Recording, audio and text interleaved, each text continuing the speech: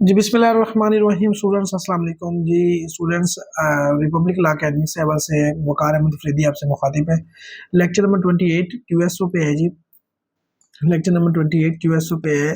हम क्यूएसओ ख़त्म ही करने जा रहे हैं इंशाल्लाह। चैप्टर नंबर 9 है, पार्ट 3 है, production and effect of evidence.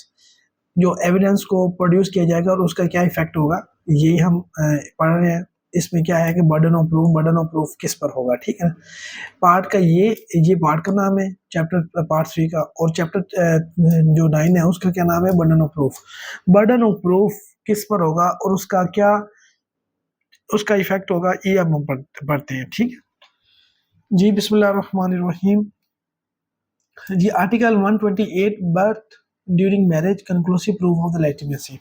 ठीक है, वो कह रहा है कि जो बर्थ ड्यूरिंग मैरिज, अगर ड्यूरिंग मैरिज बर्थ हो जाती है, कंक्लूसिव प्रूफ ऑफ लेजिटिमेसी के ये जायज़ है कि ड्यूरिंग मैरिज अगर एक बर्थ होते बच्चा पैदा होता है तो उसका ये कंक्लूसिव प्रूफ है कि वो जो बच्चा है वो क्या है, वो लेजिटिमेसी, प्रूफ ऑफ लेजिटिमेसी मतलब वो लेजिटिमेट है, जायज़ है, ठीक है। पढ़ते हैं क्या कहता है ये आर्टिकल।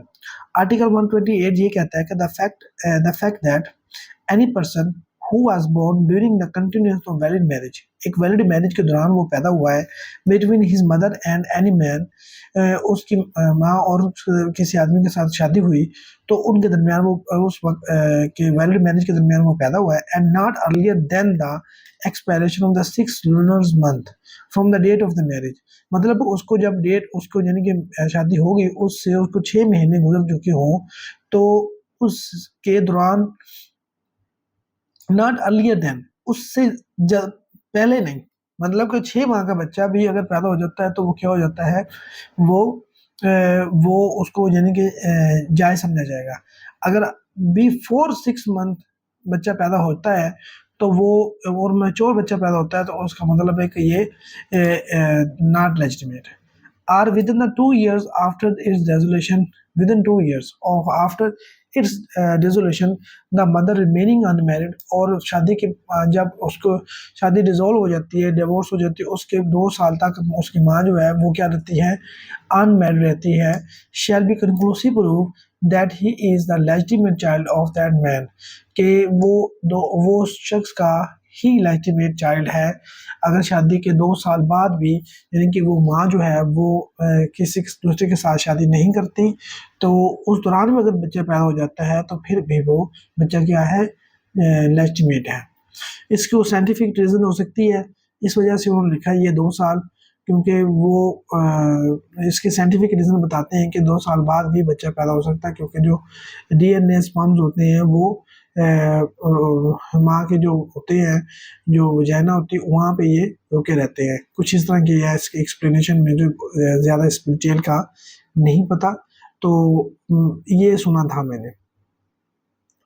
इसमें हमने 2 चीज़ें पढ़ी हैं। अगर 6 महीने हो गए हैं शादी को, 6 महीने गुजर चुकी है शादी को, उस दौरान यानी कि अगर बच्चा पैदा हो जाता है, ठीक है ना, 6 महीने उससे ज़्यादा, उससे अर्ली नहीं, तो फिर क्या वो बच्चा लेजिटिमेट होगा।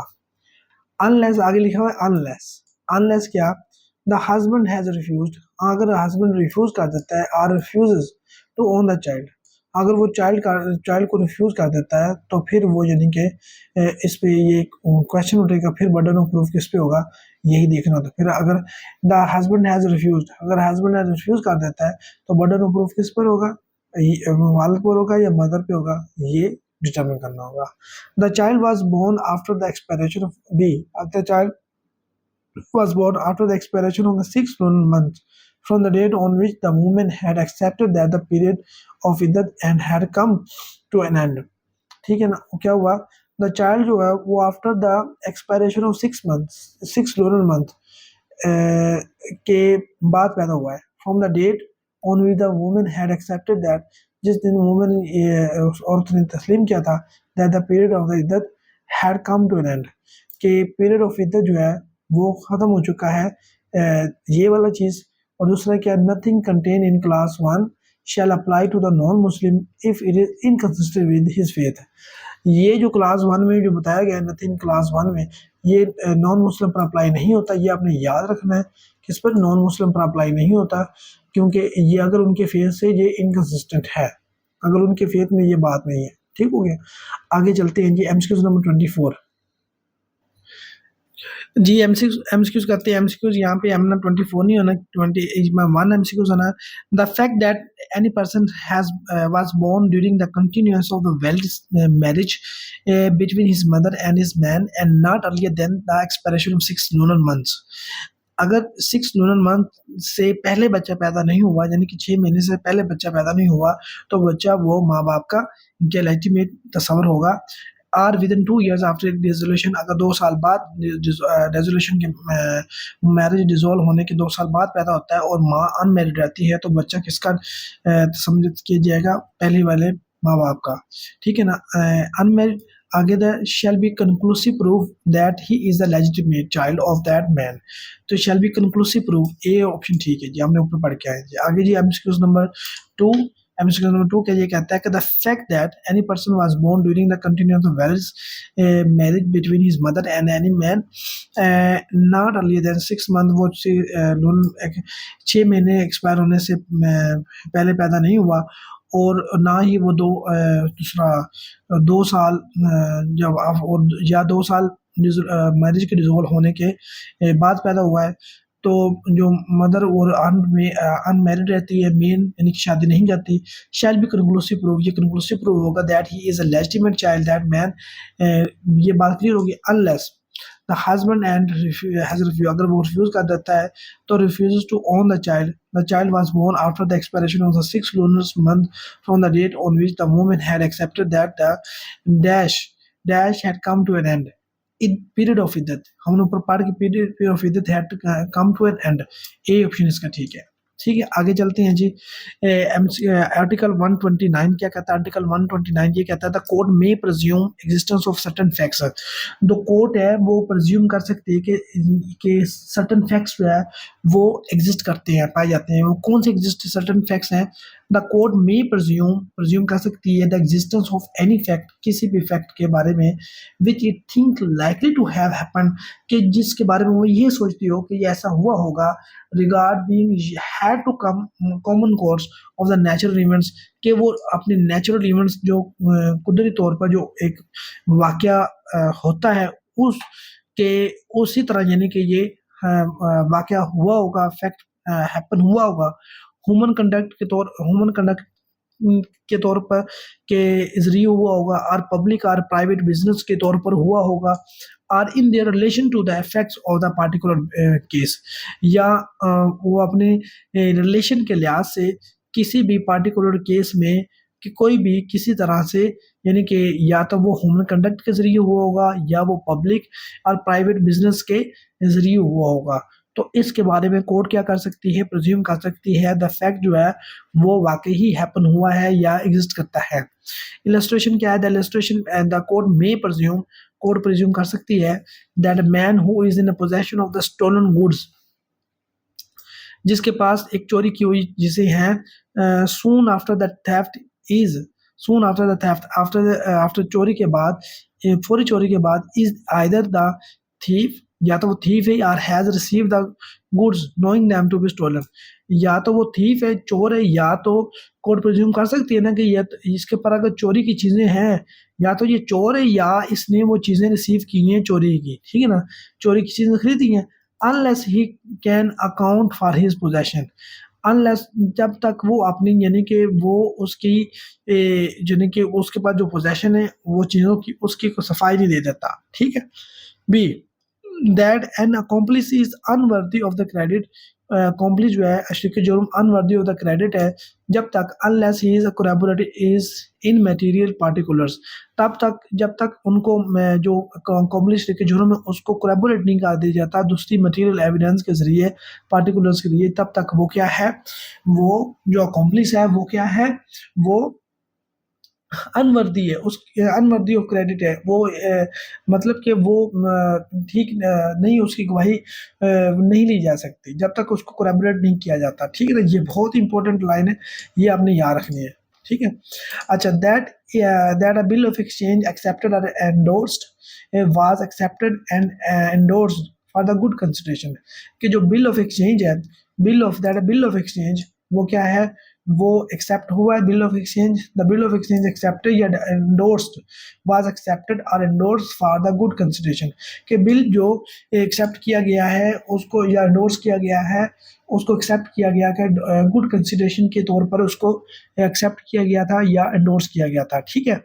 ये भी प्रेज्यूम कर सकती है that the thing or state of things which has been shown to be in the existence within the period of shorter than that within which such thing or state of things usually cease to exist is still in existence। मतलब इसमें क्या उसने कहा है, that a thing या कोई चीज या state of things, तो उस चीजों की हालत which has been shown, जिसको ये इज़हार किया गया हो, जिसके बारे में to be in the existence, वो इस एग्जिस्टेंस के बारे में है, इस हालत में है, within the period shorter than that within which such things are states of things usually cease to exist, कि वो ये सोचती हो कि वो उस दौरान तो वो एग्जिस्ट नहीं कर सकते, स्टिल इन एग्जिस्टेंस, अभी तक वो स्टिल एग्जिस्ट कर रही हो, इस बारे में कोर्ट प्रेज्यूम कर सकती है। आगे कहा है कि that judicial and official acts have been regularly perform, judicial और ऑफिशियल एक्ट्स के बारे में प्रेज्यूम कर सकती है कि ये रेगुलरली परफॉर्म किए जाते हैं, उनके बारे में कोर्ट प्रेज्यूम कर सकती है कोर्ट को, यानी कि इससे किसी से पूछने की जरूरत नहीं है, ठीक है।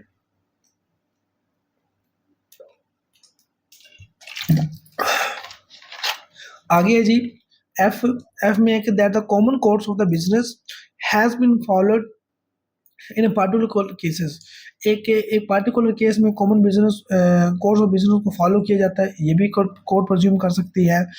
आगे चलते हैं, ये सारी इलस्ट्रेशन आप इसको पढ़ लीजिएगा, बहुत आसान है, ठीक है ना।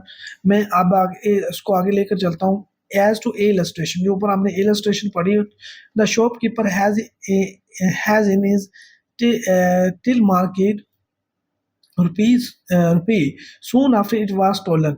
अब मार्केट में शॉपकीपर्स जो है ना, उसके जो पैसे जो है ना वो चुरा लिए जाते हैं, and can not account for its possession specifically, और उससे पूछा नहीं जाता कि इसके पास ये पोजेशन किस बात की, but is continually receive rupees in the course of his business, के लेकिन वो उसके पास उस कोर्स ऑफ बिजनेस में यानी कि पाए जाते हैं मुसलसल, यानी कि वो उसके यानी कोर्स ऑफ बिजनेस में, मतलब कि वो उसके रूटीन की बात थी, रूटीन के में था कि उसके वो पैसे उसके पास हुआ करते थे इस तरह के। A shopkeeper has in his tin market rupee soon after it was stolen, और क्या करता है, उसने कहा कि जो शॉपकीपर है, जैसे ही उसने अपनी शॉप छोड़ी जो है market rupees after it was stolen, तो वो क्या हुआ, वो जो उसके वो चोरी हुई, चुरा ली गई, and can not account for its possession specifically, और ये पोजेशन स्पेसिफिकली उससे नहीं पूछा सकता है उसकी पोजेशन कि ये उसके कहाँ से आए पैसे थे, but it continually but is continually receiving rupees in the course of his possession business, के कंटिन्यूसली ये है कि वो continually receiving rupees in the course of his business, के वो इस तरह से तो पैसे तो अपने बिजनेस में हर रोज रिसीव करता है, ठीक है।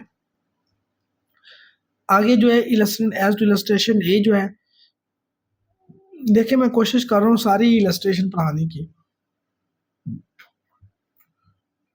उसकी वजह ये है कि किसी भी तरह से एमसीक्यूज आ जाए तो आपको एक दफ़ा वो आर्टिकल जो पूरा का पूरा आपकी नज़र से गुजरा हो और उसके बारे में आपने सुन रखा हो, तो ताकि आपको एमसीक्यूज करने में आसानी हो। अब उसने कहा कि a person of A highest character, एक का करेक्टर बहुत अच्छा है, इस ट्राइड उसको ट्राइड किया जाता है कि for causing a man death, एक शख्स की डेथ के बारे में उसको यानी कि उसका ट्रायल चलता है by an act of negligence की वजह से, उसकी नेग्लिजेंस की वजह से in arranging certain machinery, certain machinery को ना वो एक ख़ास मशीनरी को अरेंज कर रहा था जिसकी वजह से उस नेग्लिजेंस की वजह से उससे एक बंदे की डेथ होगी। B a person of equally good character, B वो पर्सन भी एक गुड करेक्टर का है, who also took part in the arrangement, उसने भी टेक पार्ट उस मशीन को अरेंज करने में हिस्सा लिया था, describes precisely what was done, कि उस वक्त हुआ क्या था, and admits that and explain that the common carelessness of a, के common carelessness of A and himself, कि ये हमारी ये कॉमन केयरलेसनेस थी, मतलब कि हमने यानी कि इस बंदे को बी और ए ने कहा कि हम बंदे ने इसको मारा नहीं है, मतलब कि कॉमन केयरलेसनेस थी, ठीक है ना। तो ये क्या है, ये उसकी वजाहत है उस कोर्स के दरमियान, ठीक है ना। उसके उनसे अगर नेग्लिजेंस की वजह से कोई उसका हो गया है, तो आगे जो है ए और आगे illustration as to the illustration B, एक a a crime, a crime is committed by the several person, बहुत सारे पर्सन्स ने क्राइम किया, A B C, three of the criminals are captured on the shop and kept apart from the each other, उनको shop से capture किया जाता है, पकड़ा जाता है और एक दूसरे से अलग रखा जाता है। Each gives an account of the crime, अपनी वजाहत देता है, implicating D, and the accounts corroborate each other in such a manner as to render a previous concern highly improbable। और सारे चारों यही कहते हैं कि ये डी ने इसने ये काम करवाया है। Each gives an account of the crime implicating D and accounts corroborate each other, और उनके बयान आपस में क्या मिल जाते हैं, मिल जाते हैं। तो वो ये कहते हैं कि डी ने ये काम करवाया है, तो ये क्या है जी, तो मिल गए। अब डी जो है वो क्या हो जाएंगे, वो मुलज़म बन जाएगा। अब आगे देखिए जनाब, एज टू इलस्ट्रेशन सी, ये भी आप इसको छोड़ दें, पढ़ लीजिएगा, मैं इसको आगे मूव कर रहा हूँ। आप आगे जी भी पढ़ लीजिएगा, वीडियो को रोक कर पढ़ लीजिएगा, एज पे पढ़ लीजिएगा। अब एमसीक्यूज आ जाते हैं 26 पे। एमसीक्यूज है द कोर्ट में प्रज्यूम द एग्जिस्टेंस, यहाँ पे आना कोर्ट में प्रज्यूम, ए ऑप्शन ठीक है जी, ठीक है। आगे एमसीक्यू नंबर द कोर्ट में presume that man who is in the possession of stolen goods after that there after either after the theft is either the thief or he receives stolen goods knowing them to be stolen unless he can account for his possession, A option ठीक है जी। आगे the court में presume that a bill of exchange, या in good consideration के लिए वो उसको notes किया गया या एक्सेप्ट किया गया, ए ऑप्शन ठीक है, गुड कंसिडरेशन। आगे एमसीक्यूज नंबर, एक्चुअली यहाँ पे एमसीक्यूज नंबर आना है, यहाँ मैं बताता हूँ, ऊपर हमने एमसीक्यूज किए थे 2, यहाँ पे एमसीक्यूज नंबर आना है 3, एमसीक्यूज नंबर 3 आना है, 3 आना है, यहाँ पे एमसीक्यू नंबर 4 आना है, यहाँ पे एमसीक्यू नंबर आना है 5, ठीक है। द कोर्ट में presume that a bill of exchange accepted, यहाँ पे आना गुड कंसिडरेशन आ जाए, यहाँ पे एमसीक्यूज आना है 6। आगे द कोर्ट में presume that judicial and official act have been regularly performed, ठीक है ना, ए ऑप्शन है इसका, ठीक है। इसका ये 7 एक्सक्यूज नंबर, द कोर्ट में प्रज्यूम दैट अ थिंग और state of things which has been shown to be the in existence within a period of shorter than the, ये इसमें कोर्ट में प्रज्यूम कर सकती है 7। एमसीक्यूज नंबर 8 कर लेते हैं। एमसीक्यूज नंबर 8 क्या कहता है, एमसीक्यू शॉपकीपर उसने क्या एक इसमें आना, and can not account for its possession, ये आना इसमें, ए ऑप्शन आइएगा, मैंने ऊपर पढ़ा चुका हूँ, लेकिन जनाब ये आपने इसको अच्छी तरह से कर लेना है। एमसीक्यू नंबर 8 कर ली, इसमें हमने आर्टिकल पढ़े हैं, 2 पढ़े हैं, 129 और 128, ठीक है ना। ये बहुत ही आसान थे, इसको मैंने जितना पढ़ा दिया 16, 17, 18 मिनट्स में, इसको आप 2 दफ़ा सुन लेंगे तो ये आपके दोनों आर्टिकल्स जो है बहुत इंपॉर्टेंट है, ये दोनों क्लियर हो जाएंगे। बहुत शुक्रिया, थैंक यू वेरी मच। अगले लेक्चर में मिलते हैं, तब तक के लिए अल्लाह हाफिज़।